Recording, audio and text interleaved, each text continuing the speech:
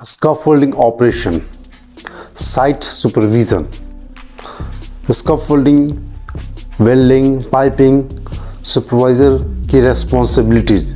तो चलिए आइए हम इन्हीं सब के बारे में आज बात करते हैं। तो स्टार्ट करने से पहले my name is Minhaj, you are watching next level motivation channel. Employer के पास क्या होना चाहिए, उसे क्या करना चाहिए, तो बात करते हैं।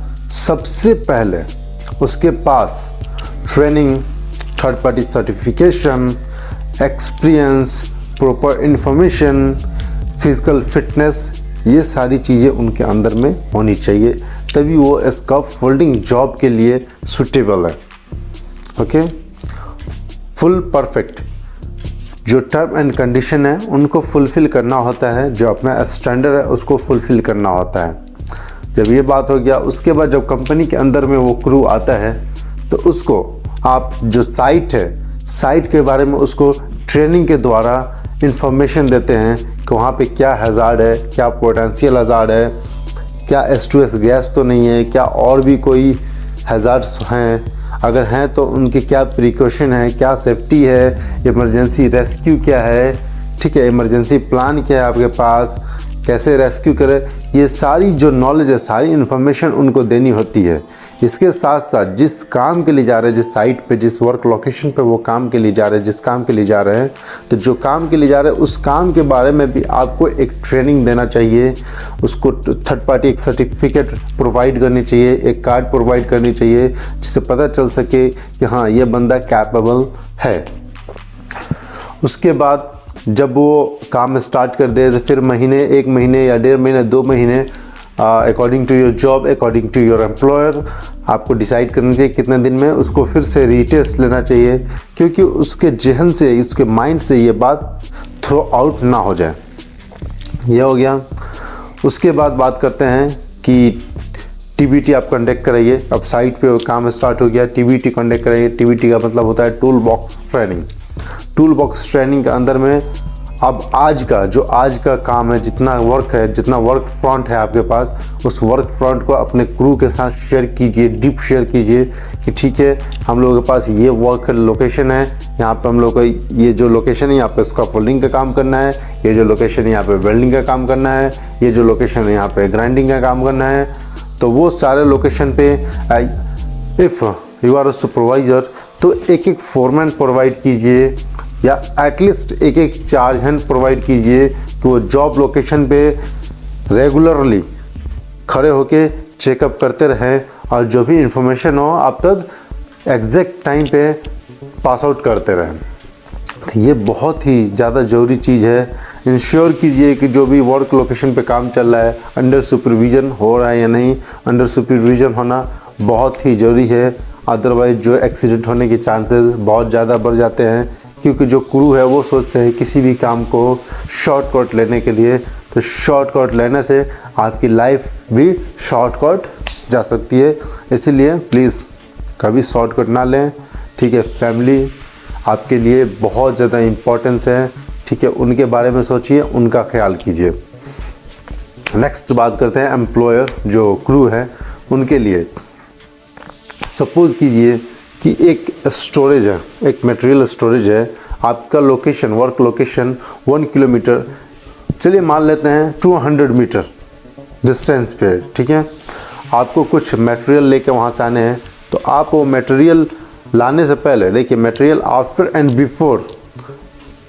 एंड बिफोर यूज़ आप उसको क्या कीजिए कि चेक कीजिए कि वो प्रॉपर तरीके से वर्क कर रहा है कि नहीं, प्रॉपर तरीके से काम कर रहा है कि नहीं, क्या वो एक ऑर्डर्ड में है कि नहीं, ठीक है। इन सब चीज़ों का आप चेक कीजिए, चेक करने के बाद ही लेके आइए, इससे आपका टाइम समय दोनों बचेगा। काफ़ी टाइम में ऐसा होता है, ऐसा देखा गया है कि वर्कर्स जो क्रू है वो क्या करते हैं कि पहले मटेरियल को लेके आते हैं, फिर वर्क लोकेशन पे आने के बाद उसको चेक करते हैं। इसमें काफ़ी ज़्यादा टाइम वेस्ट होने की बहुत ज़्यादा संभावना होती है।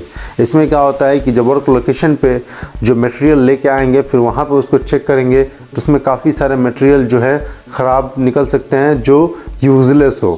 तो उस कंडीशन में क्या होगा कि जो यूज़लेस मटेरियल है उनको फिर से आपको कैरी करके उसी लोकेशन पे ले जाना पड़ेगा, स्टोरेज यार्ड में ले जाना पड़ेगा, वहाँ से फिर दूसरे क्लैंप्स जो है, जो दूसरे मटेरियल है उसको रिप्लेस करके उसको वापस से आपको लेके आना पड़ेगा। तो इसमें आपको टाइम जो है बहुत ज़्यादा लॉस होने के चांसेस, जो प्रोबेबिलिटीज है, बढ़ जाते हैं। ठीक है, तो अराउंड 75% तो टाइम जो है आपके लॉसेस हो ही जाते। पीपीई प्रोवाइड कीजिए। पीपीई मैं प्रीवियस वीडियो में बता चुका हूँ। पीपीई पर्सनल प्रोटेक्टिव इक्विपमेंट, ऐसा इक्विपमेंट जो आपको प्रोटेक्ट करे उसको पर्सनल प्रोटेक्टिव इक्विपमेंट बोलते हैं। एक सिंपल लैंग्वेज में समझे तो हेलमेट, ग्लव्स, शू, फुल बॉडी हार्नेस, कवरऑल, ये सब क्या है, पीपीई के अंडर में आते हैं। ये पीपीई है। ठीक है, तो अलग अलग जॉब के लिए अलग अलग पीपीई डिसाइड किए गए हैं। तो जॉब के अकॉर्डिंग आप पीपीई को यूज़ करें, विदाउट पीपीई काम नहीं करें। ठीक है, हम बात कर लेते हैं स्कॉप फोल्डिंग। स्कॉप फोल्डिंग के अंदर में जो स्कॉप होल्डर है उसके अंदर में क्या होनी चाहिए, मतलब कि स्कॉप होल्डर को हम लोग कैसे सेलेक्ट करें, या स्कॉप होल्डर के अंदर में क्या कैपेबिलिटी होनी चाहिए। फर्स्ट, एटीट्यूड, उसके अंदर में एटीट्यूड होना चाहिए। वो स्कॉप होल्डर है, उसके पास टेक्निकल पावर है, उसके पास टेक्निकल डिग्री है, तो वो उसके पास एटीट्यूड होना चाहिए। स्कार्फ होल्डिंग कोई नॉर्मल जॉब नहीं है, ये एक टेक्निकल जॉब है। तो सबसे पहले attitude, second aptitude, third physical capabilities, fitness and physical capabilities third number पे उसके पास होनी चाहिए। चौथे नंबर पर हम बात करते हैं उसके पास ट्रेनिंग, नॉलेज, इंफॉर्मेशन होनी चाहिए। फिफ्थ बात करते हैं सर्टिफिकेशन, थर्ड पार्टी होनी चाहिए। अगर स्कार्फ फोल्डिंग में है तो CISRF, पहले के टाइम पे CITB चलती थी, कंस्ट्रक्शन इंडस्ट्री ट्रेनिंग बोर्ड, अब चलती है CISRS, construction industrial scarf folding record से। ठीक है, CISRS अभी इसकी जो है ट्रेनिंग चलती है। अगर आपको ये ट्रेनिंग चाहिए तो आप मुझसे कांटेक्ट कर सकते हैं मेरे ईमेल आईडी पे। मैं आपको प्रॉपर गाइड करूंगा कि आपको कहाँ से ट्रेनिंग करना है, कहाँ से जॉब मिलेगा। अगर आपको अब्रॉड के अंदर में या किसी फॉरेन कंट्री के अंदर में आपको जॉब करना है तो आप मुझसे ईमेल आईडी पर कांटेक्ट कर सकते हैं। मैं आपका जो CV है, रिज्यूमे है, मैं सेंड कर दूंगा। आपका एक वीडियो कॉल इंटरव्यू होगा, आप इंटरव्यू दीजिए, उसके बाद आप फ्री ऑफ कॉस्ट, कोई चार्जेस नहीं, आप अब्रॉड के लिए सिलेक्शन आपका हो जाएगा ईजिली। ठीक है, आप किसी एजेंट के चक्कर में मत रहिए। अगर जॉब आपको रियल में चाहिए तो आप मुंबई जाइए। मुंबई में बहुत सारे ऑफिस हैं, बहुत सारे ऑफिस है, वहाँ पे बहुत सारा इंटरव्यू चला जाता है, पेपर आता है। ठीक है, उसमें आप जॉब अपना सर्च कीजिए, जो जॉब है उस लोकेशन पे पहुँचिए और जॉब दीजिए।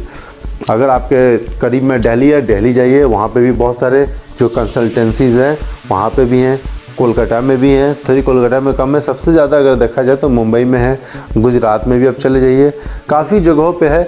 लेकिन जो मेन हब है मैं आपको बता देता हूँ, मुंबई, दिल्ली, सूरत, ये 3 जो जगह है ना, ये मेन हब है जहाँ पे यहाँ पर सबसे ज़्यादा इंटरव्यू चलाया जाता है, सबसे ज़्यादा इंटरव्यू कंडक्ट कराया जाता है। तो अगर आपको जॉब चाहिए तो इन जगहों पर जाइए और वहाँ पे विज़िट कीजिए, जो पेपर आते हैं उनको रीड कीजिए, ऑफिस में जाइए अपने CV लेकर, जो ऑफिस के जो क्रू है उनसे बात कीजिए, मैं इंटरव्यू के लिए आया हूँ, वो बताएंगे आपको जो इंटरव्यू का डेट है, हर चीज़ आपको इन्फॉर्मेशन दे देंगे, उसके अकॉर्डिंग आप जाइए, आपका सिलेक्शन 100% हो जाएगा। ठीक है, सभी कर्मचारियों को सुरक्षा एवं स्वास्थ्य कानून के तहत एक दूसरे की देखभाल, एक दूसरे की सपोर्ट करनी चाहिए। अगर कोई क्रू, अगर कोई मेंबर काम करने में असफल है, उस चीज़ को करने में कॉम्पिटेंट नहीं है, अगर वो उस काम को नहीं कर पाता है, या उसके साथ वाला कोई भी वर्कर्स, कोई भी क्रू अगर काम करने में सक्षम नहीं है और उसको रिस्पॉन्सिबिलिटी दी जाती है कि इस काम को वो परफॉर्म करे, अगर उससे ये नहीं होता है तो ब्रिटिश कानून के तहत उसको ब्रिटिश के जो रूल एंड रेगुलेशन है उससे सीखना चाहिए अपने आप को सक्षम बनाने के लिए। तो जो ये रूल एंड रेगुलेशन है, रूल एंड रेगुलेशन 2005, मैंने फर्स्ट वीडियो में आपको पहले ही बता चुका है कि वर्क एट हाइट जो प्लानिंग है, वर्क एट हाइट का प्लानिंग अकॉर्डिंग टू 2005 के हिसाब से चल रहा है। अगर आपको वीडियो समझ में नहीं आ रहा है तो आप जो मेरा प्रीवियस वीडियो है, इसका पार्ट 1 है, उसको आप विज़िट करेंगे तो आपको क्लियर ये बात समझ में आएगी। अब हम बात कर लेते हैं साइट सुपरविज़न की, या आप एक दूसरे लैंग्वेज में कह सकते हैं रेस्पॉन्सिबिलिटीज़ ऑफ स्कैफोल्डिंग सुपरवाइज़र और सुपरवाइज़र। ठीक है, तो जो सुपरवाइज़र मेनली ऐसा नहीं है कि स्कैफोल्डिंग सुपरवाइज़र, किसी भी सुपरवाइज़र या साइट सुपरवाइज़र के बारे में हम बात कर रहे हैं। इनकी जो रेस्पॉन्सिबिलिटी होती है वो क्या होती है? जो सुपरवाइज़र होता है उसकी रेस्पॉन्सिबिलिटी फर्स्ट, उनको TBT कंडक्ट कराना चाहिए, जो टूल बॉक्स ट्रेनिंग होता है उसको कंडक्ट कराना चाहिए अपने क्रू तक। आज का जो काम है, जो डेली बेसिस पे वर्क है, उसके बारे में जो प्रॉपर इन्फॉर्मेशन है वो बताना चाहिए। हज़ार्ड्स, पोटेंशियल हज़ार्ड्स जो भी है उसको कैसे हम लोग रेस्क्यू कर सकते हैं वो सारा चीज़ बताना चाहिए। फर्स्ट काम ये हो गया। दूसरा, नेक्स्ट उनको करना चाहिए कि जो अब उनके वर्कर्स हैं, जो उनके क्रू हैं, उनको जॉब टारगेट देनी चाहिए कि ठीक है आपके पास ये टारगेट है, उस हिसाब से आप काम कीजिए, but under rule and regulation के साथ। HSC रूल एंड रेगुलेशन को फुलफ़िल करते हुए काम करना है। साइट जो है प्रॉपर तरीके से बैरिकेड होने चाहिए। ठीक है, जो सेफ्टी प्रिकॉशन है, फायर एक्सटिंग्विशर होना चाहिए, परमिट होना चाहिए। स्कैफोल्डिंग है तो कोल्ड वर्क परमिट होना चाहिए आपके पास। अगर स्कैफोल्डिंग यूज़ करने के दौरान अगर आप मटेरियल लाने के लिए बूम ट्रक, क्रेन या किसी भी व्हीकल का आप इस्तेमाल करते हैं तो आपके पास एक हॉट वर्क परमिट भी होना चाहिए। और व्हीकल आ रही है प्लांट के अंदर में तो उसके लिए एक एंट्री परमिट भी चाहिए। एक काम को करने के लिए आपके पास 3 परमिट की ज़रूरत पड़ सकती है। ये एक और चीज़ है कि ये अलग अलग जो प्लांट है उसके ऊपर डिपेंड करता है। कहीं पे एक ही परमिट में सारे चीज़ जो होते हैं इंक्लूडेड होते हैं, कहीं पे सबके लिए इंडिविजुअल परमिट लेना पड़ता है। जैसे कि हम बात करते हैं KOC, कुवैत ऑयल कंपनी के अंडर में जो भी प्रोजेक्ट चलते हैं उसमें क्या होता है कि आप इंक्लूड कर सकते हैं आप, लेकिन वहाँ पे भी कुछ कंडीशंस हैं। अगर KOC के अंदर में आपके पास, अगर आप जॉब कर रहे हैं ग्रीन फील्ड के अंदर में, अगर आप कोल्ड वर्क के लिए काम करेंगे तो उसमें कोल्ड वर्क के परमिट में आप हॉट वर्क इंक्लूड करा सकते हैं। आप जैसे सपोज़ कीजिए कि स्कैफोल्डिंग का काम कर रहा है, आप कोल्ड वर्क परमिट ले रहे हैं, बूम ट्रक चाहिए आपको मटेरियल कैरी करने के लिए, तो आप उसमें हॉट वर्क मेंशन कर सकते हैं, बूम ट्रक मेंशन कर सकते हैं। तो कोल्ड वर्क परमिट के अंदर में ही वो जो काम है हो जाता है। ठीक है, व्हीकल एंट्री भी उसी में हम लोग इंक्लूड कर लेते हैं। लेकिन अगर KOC कंपनी के अंदर में जो प्रोजेक्ट काम कर रही हैं उसमें हम लोग ब्रॉड फील्ड के बारे में अगर बात करते हैं तो उसमें कुछ कंडीशन हो जाते हैं। कंडीशन ये है कि अगर स्कैफोल्डिंग का काम है तो उनके लिए एक separate permit, cold work permit चाहिए। और अगर हॉट वर्क अगर व्हीकल आ रही है उसके लिए एक एंट्री परमिट सेपरेट चाहिए। अगर व्हीकल आ रही है तो उसमें स्पार्क का जो खतरे का चांसेस है, जो प्रोबेबिलिटी है, उसके लिए हम लोग को एक हॉट वर्क परमिट भी चाहिए। तो हम लोग को डिफरेंट टाइप ऑफ परमिट चाहिए। ठीक है, लेकिन वही बात है ग्रीन फील्ड के अंदर में तो हम लोगों को एक इंडिविजुअल परमिट से ही काम हो जाता है। फिर बात करते अगर आप चले जाइए कुवैत में ही KNPC प्लांट है, कुवैत नेशनल ऑयल कंपनी, तो उसमें भी बहुत सारे कंडीशन हैं, उसमें भी आप इंक्लूड करा सकते हैं। बहुत सारे एरियाज़ में आपको छूट मिल जाती है, लेकिन बहुत जगहों पे बहुत सारे रेस्ट्रिक्शन है जिसमें आपको अलग अलग परमिट लेने होते हैं। वहाँ पे तो आपको इतनी सारी कॉपीज़ होती है कि आपको बहुत ज़्यादा कन्फ्यूजन हो सकता है। तो ठीक है, इसके लिए टेंशन नहीं लेना है। मैं नेक्स्ट वीडियो में अगर KNPC में कोई वर्क करने जा रहा है जो सुपरवाइज़र के लिए इंटरव्यू देने वाला है, PTW के लिए कोई भी इंटरव्यू देने जाने वाला है, मैं उसके लिए कुछ क्वेश्चन, कुछ आंसर लेके आऊँगा जो आप ज़्यादा नहीं 20 to 30 क्वेश्चन रहेंगे। आप उसको रिमाइंड कीजिए, आप 100% आप इंटरव्यू क्लियर कर पाएंगे। ठीक है, तो आगे और बात कर लेते हैं सुपरवाइज़र। यहाँ पे इनकी रिस्पॉन्सिबिलिटीज़ और ज़्यादा हो सकती है। ये डिपेंड करता है कि उनके पास कितने क्रू काम कर रहे हैं या नंबर ऑफ साइट उनके पास कितने हैं। अगर नंबर ऑफ साइट ज़्यादा है तो इट मे बी उनकी रिस्पॉन्सिबिलिटीज़ बढ़ सकती है।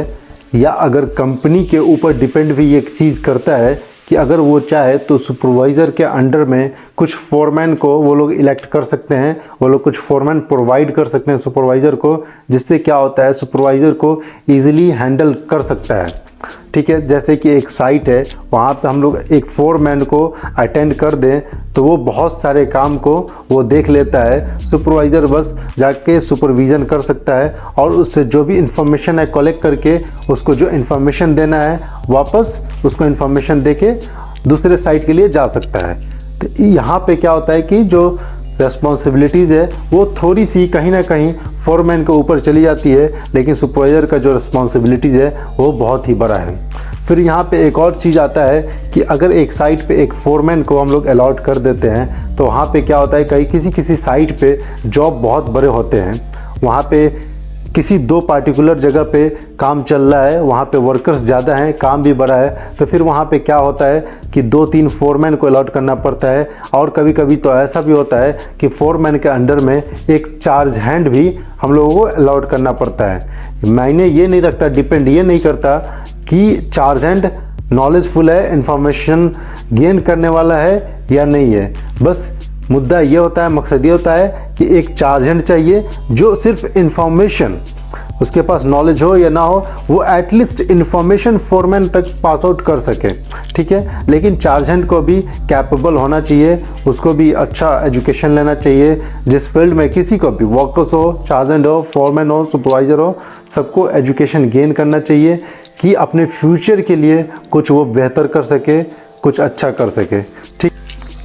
केस स्टडी, हम बात करेंगे केस स्टडी के बारे में। प्रीवियस वीडियो में मैंने आपको बताया था कि केस स्टडी के बारे में भी बात करेंगे, ठीक है। तो केस स्टडी में हम बात करते हैं कि एक बार की बात है, United state of America, United state of America, ये जो पिक्चर आप देख रहे हैं ये यूनाइटेड स्टेट ऑफ अमेरिका की पिक्चर है। ये जो स्कैफोल्डिंग दिख रहा है आपका फोटो जो ये है वहीं का फोटो है ये, ठीक है। तो ये स्कैफोल्डिंग इरेक्शन हो रहा था, ये जो रोड है उसके साइड पे मेंटेनेंस का काम था, वहाँ पे ये काम चल रहा था। जो ये वर्क चल रहा था ये प्रॉपर अंडर सुपरविजन था HSC रूल एंड रेगुलेशन के हिसाब से चल रहा था। सबके पास थर्ड पार्टी सर्टिफिकेशन थे, सबके पास प्रॉपर एक्सपीरियंस था, शायद इट में भी इंफॉर्मेशन भी थे अकॉर्डिंग टू HSC पॉलिसी। लेकिन क्या हुआ, अचानक से 3 क्रू उसमें काम कर रहे थे। व्हीकल जो गाड़ी होती है, बस होती है, वो रोड से क्रॉस कर रही थी। सडनली क्या हुआ कि स्कैफोल्डिंग जो प्लेटफॉर्म है वो 3 क्रू के साथ वो जो व्हीकल के ऊपर आके गिर गया। सो सैड, बहुत ही अफसोस की बात है। तीनों की वहाँ पे स्पॉट डेथ हो गई, ठीक है। ये बहुत अफसोस की बात है, तीनों की वहाँ पे स्पॉट डेथ हो गई। काफ़ी इन्वेस्टिगेशन हुआ, काफ़ी इन्वेस्टिगेशन होने के बाद ये पता चला CCTV फुटेज वगैरह चेक करने के बाद कि जब ट्रेनिंग हो रहा था, जब ट्रेनिंग के दौरान ये तीनों बंदे अपने ट्रेनिंग हॉल में, ट्रेनिंग सेशन में नहीं थे। उनके अंदर लैक ऑफ इंफॉर्मेशन था, लैक ऑफ नॉलेज था, लैक ऑफ एक्सपीरियंस था, क्योंकि वो जॉब तो कर रहे थे, वो काफ़ी सालों से जॉब कर रहे थे, वो एक्सपीरियंस थे, पर वो एक्सपीरियंस नहीं था। वो बस यूं ही आते थे और यूं ही जाते थे, उनके पास एक्सपीरियंस के नाम पे ज़ीरो था। काफ़ी लोग गल्फ में 10 ईयर 20 ईयर ऐसे ही निकाल लेते हैं, लेकिन उनके पास नॉलेज, एक्सपीरियंस, इंफॉर्मेशन मैं कहूँ तो ज़ीरो होता है। काफ़ी लोग ऐसे भी हैं जो 6 महीने में इतने ज़्यादा नॉलेज ले लेते हैं, जो 10 ईयर का बंदा जो है उसके पास उतना एक्सपीरियंस नहीं है जितना उसके पास एक्सपीरियंस, नॉलेज, इन्फॉर्मेशन आ जाता है। जब ये सारे CCTV फुटेज चेक किए गए तो पता चला कि इनके पास, ये ट्रेनिंग में नहीं रहते थे, ये काफ़ी टाइम साइट पे नहीं रहते थे, जॉब लोकेशन से हमेशा ये लोग एस्केप कर जाते थे। ऐसी बहुत सारी इश्यूज आई थी जो चेक करने के बाद पता चला, और जो उनकी कॉन्ट्रैक्टर कंपनी थी वो उस पर ध्यान नहीं देती थी, ठीक है। तो जो वहाँ की गवर्नमेंट थी, USA की गवर्नमेंट ने उस कंपनी के ऊपर फ़ाइन किया अराउंड इट में भी $10,000 उसके ऊपर फ़ाइन किया गया उस कंपनी के ऊपर। इसलिए कंपनी के ऊपर ज़्यादा नहीं किया गया कि जो ज़्यादातर मिस्टेकन था वो क्या था, क्रू की तरफ से था, लेकिन कंपनी की भी कमी थी। उनको भी प्रॉपर सुपरविज़न के अंडर में ही काम करना चाहिए, उनको फोकस करना चाहिए। केस स्टडी सेकंड, एक बार एक स्कैफोल्डिंग प्लेटफॉर्म इरेक्शन हो चुका था ऑलमोस्ट।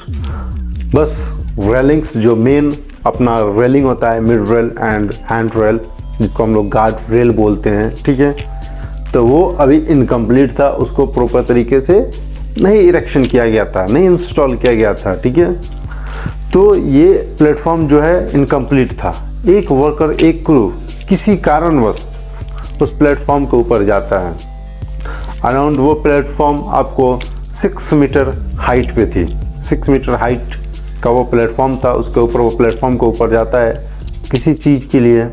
उसके बाद वो क्या, वहाँ पे जो रेलिंग होते हैं, रेलिंग जो आपको रोकते हैं, जो बैरियर होता है, बैरिकेशन, आप लोग समझे, बॉर्डर भी उसको बोल सकते हैं, बैरिकेशन भी बोल सकते हैं। स्कैफोल्डिंग के लैंग्वेज में उसको बैरियर बोलते हैं या रेलिंग बोलते हैं। उसमें जो हैंडल और मिड रेल होता है उसको गार्ड रेल भी बोलते हैं हम लोग, ठीक है।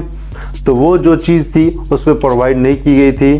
तो इस वजह से क्या हुआ कि वो वर्कर जो क्रू उसके ऊपर गया तो अचानक सडनली वो फॉल आउट हो गया, वो नीचे गिर गया। उसका एक जो पैर है वो टूट गया।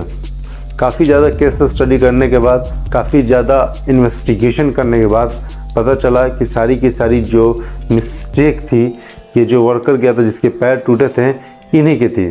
क्योंकि वो जो स्कैफोल्डिंग था अभी रेड टैग के अंदर में था, इसलिए जो स्कैफोल्डिंग का सुपरवाइज़र या स्कैफोल्डिंग कॉन्ट्रैक्टर कंपनीज या स्कैफोल्डिंग के बाकी क्रू, उन पे कोई एक्शन नहीं लिया जा सकता था। तो ये जो एक्शन सारा लेना था, तो फिर वो जो क्रू था उसका पैर टूटा था, उसी से बात किया गया। उसने अपनी गलती जो है अपनी एक्सेप्ट की कि सर मेरी गलती है, मैं खुद से गया, ये मेरा मिस्टेक है, मुझे नहीं जाना चाहिए, इसलिए मैं गिरा, मेरा पैर टूटा। उस दौरान वहाँ की गवर्नमेंट ने उसी बंदे जिसका पैर टूटा था, उसी बंदे के ऊपर फ़ाइन भी डाला, $1000, $1000 का उसको फ़ाइन देना पड़ा, क्योंकि सारी मिस्टेक उसकी थी। इससे क्या होता है, जो कम्युनिटी होता है उसमें बहुत ज़्यादा इश्यूज आने लगते हैं, बहुत ज़्यादा प्रॉब्लम आने लगता है। इसीलिए इन सब चीज़ों का काफ़ी ज़्यादा ख्याल किया जाता है, फ़ाइन दिया जाता है। आगे चल के फ़ाइन में कुछ डिस्काउंट भी कर दिया जाता है कि वर्कर्स है तो उनके लिए ईजी हो जाए। लेकिन जो कॉन्ट्रैक्टर कंपनीज़ है उनसे गलती होता है तो उनको इन सब चीज़ों में छूट नहीं दिया जाता है कभी भी, क्योंकि ये बहुत बड़े स्केल पे काम कर रहे हैं। इनको पूरी तरीके से सुपरविज़न, सेफ्टी, वर्कर्स, क्रू, जितने भी मेंबर एंड मटेरियल, इन सब का ख्याल रखना पड़ता है। इन सब पे ध्यान देना पड़ता है कि ये प्रॉपर तरीके से सही है या नहीं, कोई मिस्टेक ना हो, ठीक। नेक्स्ट वीडियो में हम आपसे बात करेंगे scaffolding safe zone. Scaffolding safe zone के ऊपर मैं 4 या 5 पार्ट लेकर आऊँगा, क्योंकि ये बहुत बड़ा टॉपिक है। अगर ये 4 से 5 पार्ट अगर आपने समझ लिया अच्छे तरीके से, इसी तरीके से आपने इंफॉर्मेशन को गेन कर लिया, तो फिर आपको सेफ जोन के बारे में कभी कोई पीछे नहीं हटा सकता है, ठीक है। स्कैफोल्डिंग का जो सेफ जोन है ये भी बहुत इंपॉर्टेंट थिंग है। अगर स्कैफोल्डिंग का सेफ जोन आपने पता कर लिया ना, तो स्कैफोल्डिंग के अंदर में 100% कोई एक्सीडेंट हो नहीं होगा। स्कैफोल्डिंग सेफ जोन अगर आप समझ लिए डीप में कि स्कैफोल्डिंग सेफ जोन आखिर होता क्या है, इसके क्या फ़ायदे हैं, इसको कैसे परफॉर्म करना है, अगर ये आप समझ गए तो कभी एक्सीडेंट नहीं होगा आपके प्लांट के अंदर में, आपके कंपनी के अंदर में, आपके साइट पे। तो ठीक है, तो आज के लिए इतना ही। मिलते हैं नेक्स्ट वीडियो में। चलने से पहले आप मेरे चैनल को सब्सक्राइब करें, लाइक करें और शेयर करना तो भूले ही नहीं। Okay, all the best.